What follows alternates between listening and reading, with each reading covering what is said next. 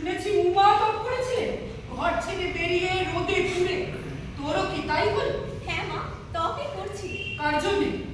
যে আমাকে ডাক দিয়েছে। কিসের ডাক? যে আমার মনের মধ্যে বাজিয়ে দিয়ে গেছে, জল দাও। ওরা কপাল, তোকে বলেছে জল দাও? কে শুনি? তোর আপন জাতের কেউ? তাই তো বললে। বলেছিলি তুই চন্ডালিনী? বলেছিলাম। তিনি বললেন মিথ্যে কথা।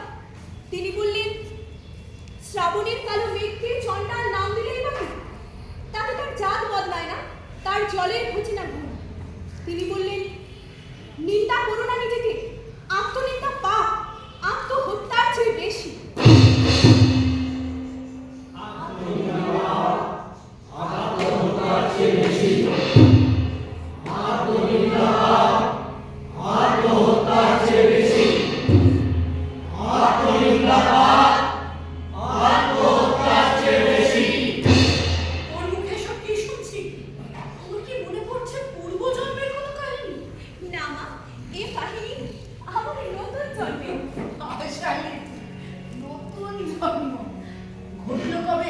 ঘটল কবে? আমি যখন ছিলাম অন্ধ, সুখের খেলায় বেলা গেছে, পাইনি তো আনন্দ। সেদিন রাজবাড়িতে বাজলো দুপুরের ঘন্টা। ছা ছা করছে রোদ্দুর। মা মরা বাছুরটাকে নাওয়াচ্ছিল কুয়োর জলে। এমন সময় সামনে এসে দাঁড়ালেন বললেন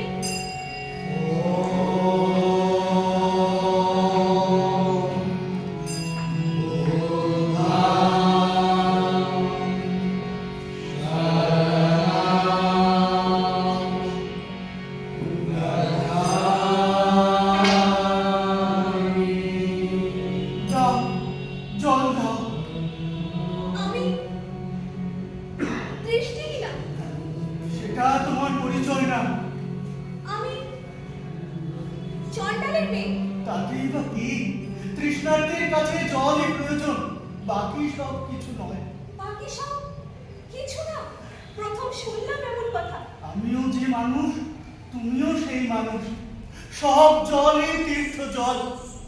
তুমি যে মানুষ, আমিও সেই মানুষ। এ কি আশ্চর্য কথা! আমিও যে আমি অন্ধ, চন্ডালিকা, যে আমি কেউ না কিছু না, সেও মানুষ। সেও পারে দিতে তবে যেগুলো তৃষ্ণার্ত, সেই জল যা কিনা জীবন। দাও, জল দাও।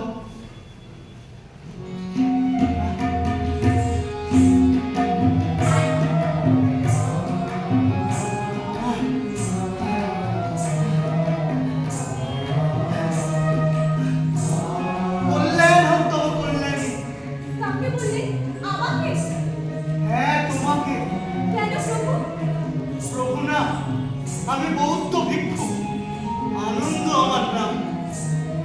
তোমার নাম কি? আমি চন্ডালিকা। আমি অন্ধ, লোকে আমাকে কানি বলে ডাকে। সেই সব লোকে আমাকে ভিখারিও বলে। তো অন্ধ ভিখারি সকলের তো একটা নাম থাকে। তোমার নাম কি? আমি প্রকৃতি। সুন্দর। কি তোমার নাম? না না, তুমিও। প্রভু। প্রভু না, আনন্দ। বিদায় প্রকৃতি, বিদায়।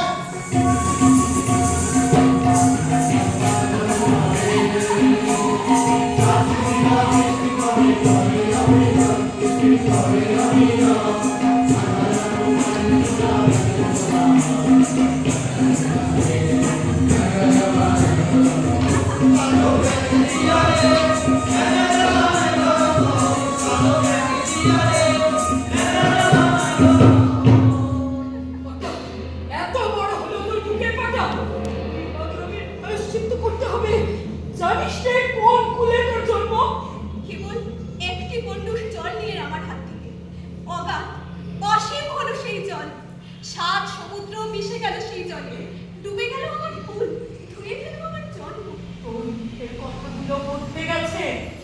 বলিস নিজে বুঝতে পারিস কিছু?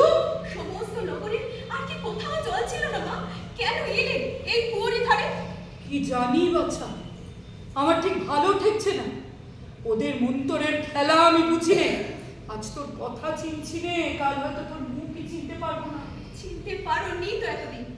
যিনি চিনেছেন তিনিই চেনাবেন। তাই তো আছি তাকে। কার জন্যে? পথিকের জন্য। তোর কাছে কোন পথিক আসবে?